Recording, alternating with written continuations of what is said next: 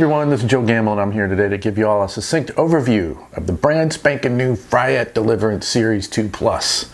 And coming down the pike in the following weeks, we're going to talk to Steve more in depth about the amp, do some Q&A, maybe some more playing videos, but today we're just focusing on answering some of the basics regarding the whats and the whys of the Series II Plus. Alright, so first things first, the Deliverance originally debuted in 2004. It's 20 years ago. It was originally sort of an answer or maybe a challenge to this perception that Fryette amps were only these multi-channel, feature-laden affairs. And, some people were maybe turned off by, the complexity in amps like the Ultra Lead with multiple modes, onboard EQ, and this sort of stuff. So people who were more accustomed to using the, simpler designs of the single-channel amps of yore, they weren't even bothering to look in the direction of Fryette. So in response to this sort of chatter, Fryette issued themselves this challenge to design an amp that could cover the entirety of the sonic territory that those previous designs could do, but to do it without the extra feature set hoo-ha that those amps had.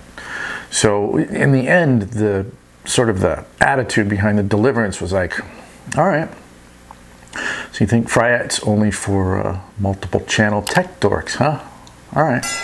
Well, why don't you go get your best JCM 800 and sit it right down next to this Deliverance, and then we'll really see what's up.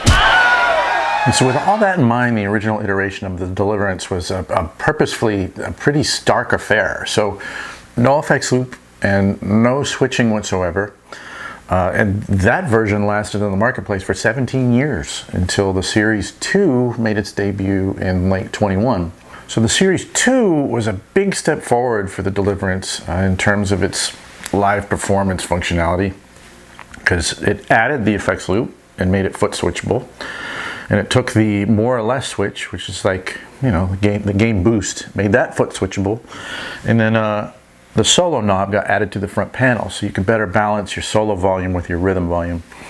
And in addition to all those things, Steve took what he had learned designing the Sound City amplifier series, in particular the cleans and the low gain stuff, and he figured out how to put that sort of vibe into the Deliverance without changing the overall character of what made the Deliverance great to begin with.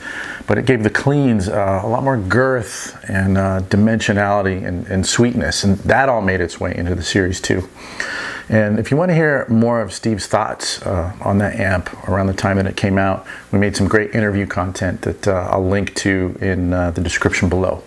All right, so it's 2024. We're seeing the release of the Series II Plus. So what was it that was so important that Fryette deemed it necessary to bring these updates and new nomenclature to the market just 2 years after the last update?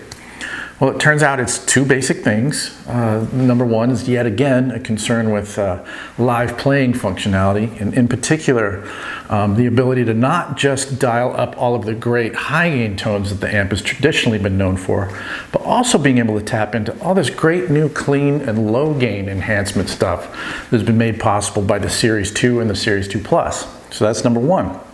Number two is a further refinement of the tonal and tactile aspects of the preamp and power amp interplay, so that now the amplifier sounds its best throughout the entire power band and in all settings. And more about that in the next episode, which is dropping in the next few days. If you want to be notified about that, please like, subscribe, and hit the bell icon, and we'll see you in the next one.